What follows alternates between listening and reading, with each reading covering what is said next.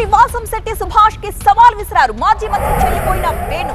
వనభోజనాల్లో వాసంశెట్టి మాట్లాడిన అంశాలపై చర్చకు సిద్ధమన్నారు. ఆయన చర్చకు రాకపోతే కులానికి క్షమాపణ చెప్పాలంటూ డిమాండ్ చేశారు. వాసంశెట్టి ఆరోపణలు వాస్తవం కాదు అని నిరూపిస్తే, ఒకవేళ నిరూపించలేకపోతే తాను క్షమాపణ చెబుతానని అన్నారు. కార్మిక శాఖ మంత్రి వాసంశెట్టి సుభాష్ ఏదైతే చర్చకు సిద్ధమా అని అడిగారో దానికి నేను సిద్ధంగా ఉన్నాను.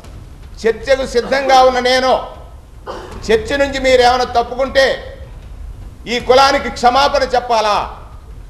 చర్చకు సిద్ధంగా ఉన్నాను నేను. ఏ రోజు ఎక్కడ ఎలా ఎంచుకుందాం? మీడియా రెండు రకాలు. మొత్తం మీడియాని పిలుద్దాం, మీరుండాలి, నేనుంటాను. మీరు ఏదైతే నా మీద ఆరోపణలు చేశారో అది అవాస్తవమని నేను నిరూపిస్తాను. మీరు కనుక అవాస్తవాన్ని నిరూపించలేకపోతే, మీరు ఏదైతే సెట్టిబడి సామాజిక వర్గాన్ని చెప్పిన మాటలు ఉన్నాయో నాది తప్పని సామాజిక వర్గాన్ని క్షమాపణ కోరండి.